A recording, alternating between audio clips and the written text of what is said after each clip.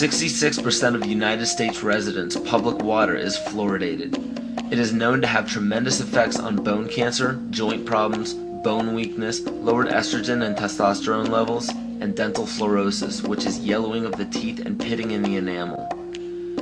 Wouldn't it make more sense to enhance public water with vitamins which are meant to be ingested to promote overall health, rather than putting such a toxic chemical in our water with a bogus explanation that it will improve our dental health? We now know that fluoride causes more dental problems than it solves.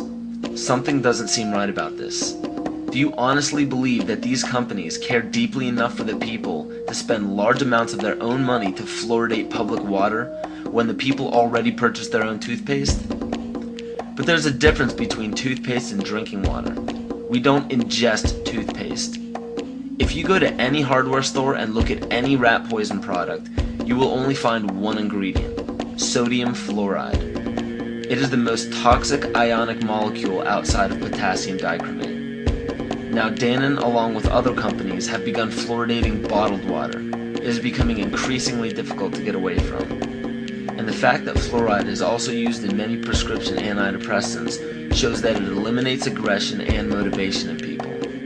Fluoride, to my knowledge as a physician, has absolutely no biological benefit whatsoever. But one of the significant things is that the Russians carried out all sorts of experiments on the people living in the Gulag. One of them, of course, was to fluoridate the water. Why? You fluoridate the water, why people are not as aggressive as they ordinarily would be. In fact, what is the active ingredient in Prozac that is so widely distributed in America today?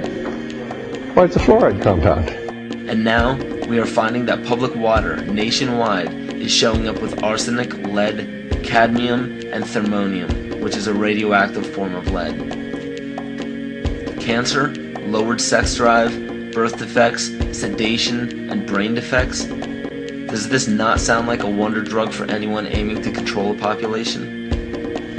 It's quite astonishing, Paul, the degree to which environmentalists have not been educated about fluoride. You know, people have an unconscious trust in their doctor or their dentist, and if you can persuade doctors and dentists that fluoride is safe and good, then you're able to reach the rest of the nation. People believe their doctors and dentists, and that was a way of promoting fluoride for Bernays. Fluoride was killing their cattle, destroying their crops. Fluoride given to rats had produced bone cancer and liver cancer, and that those results had been doctored to make it look as though fluoride hadn't caused as much cancer. The pattern that we saw, it typically is what we see with other neurotoxic agents that are well known to cause a hypoactivity or a memory problem or an IQ problem. When I first presented the results of these studies, one of the individuals sitting and listening to the results, he says, "Do you have any idea what you're saying?" And he says, "You're telling us that we're reducing the IQ of children." And basically I said, yes.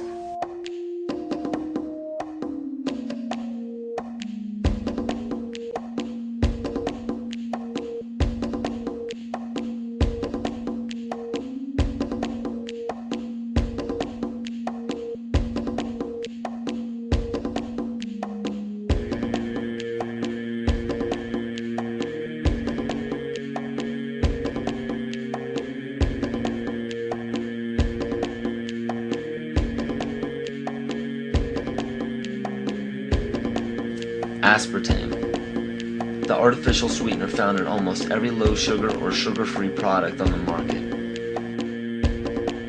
First of all, aspartame is made up of three things: methanol, which of course is what produces blindness, aspartic acid, and phenylalanine. These are all poisons. Aspartic acid, of course, produces brain lesions.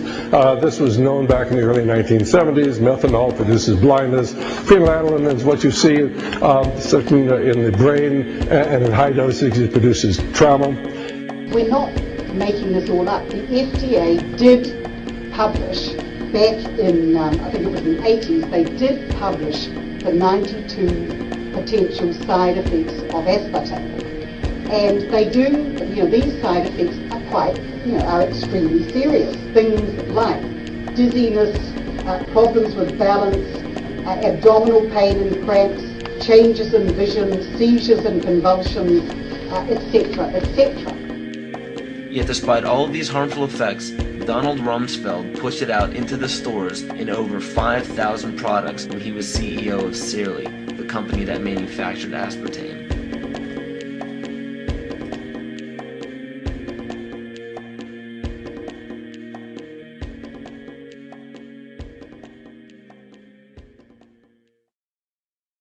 The sustainable goal is the elimination of the middle class.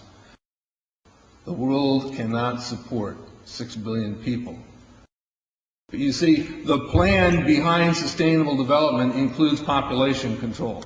It's a program for land use control, education control, and population control. The leaders of the sustainable movement say that the world's human population should not exceed 500 million people. That's a 93% reduction of today's population levels.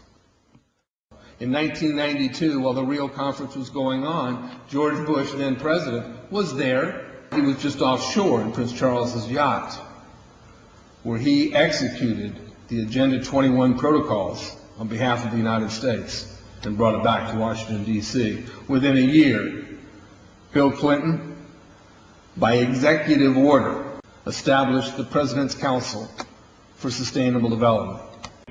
In 1996, Bill Clinton set up the President's Council on Sustainable Development. One of the dictates of Agenda 21 is that every country in the world is to set up a national council to oversee the implementation of Agenda 21. I've listened to Gorbachev explain, we are writing a new set of 10 or 15 commandments to replace the original 10. Which one of the 10 do you think these guys don't like? Thou shalt not lie, thou shalt not steal, thou shalt not covet. Because I'll tell you what, these people have lied to us. They're in the process of stealing all of this nation's natural resources, and they covet everything you have left.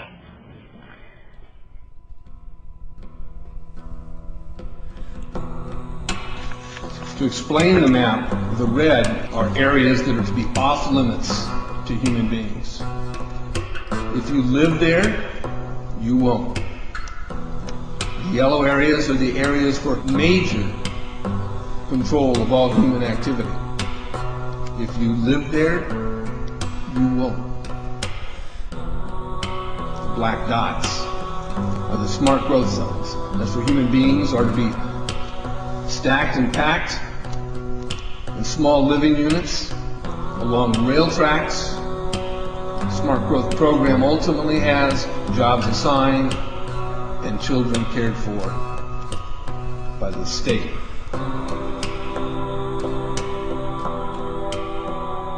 And in conjunction with Codex Alimentarius, food will be limited and water consumption will be decreased to 10 gallons per day per person. That is over a 90% reduction in people's average daily water consumption. And along with shortages of food and water, the food we will be provided with will be genetically manipulated and nutrient deficient. Genetic manipulation of food causes complications in metabolizing and utilizing food for energy. In June of 2003, scientists reported that the gene sequence of the inserted genes into crops had actually changed their order. They had re-scrambled. So the genetic inserts are not stable. Another laboratory confirmed this and found that it had changed in the same varieties in different ways that they had tested. So not only is it unstable and changing, it's not even uniform in the way it's changing. This is incredibly dangerous. Nutrient deficiencies due to Codex's planned vitamin and mineral ban will cause billions of preventable diseases. Both of these will ultimately lead to billions of deaths.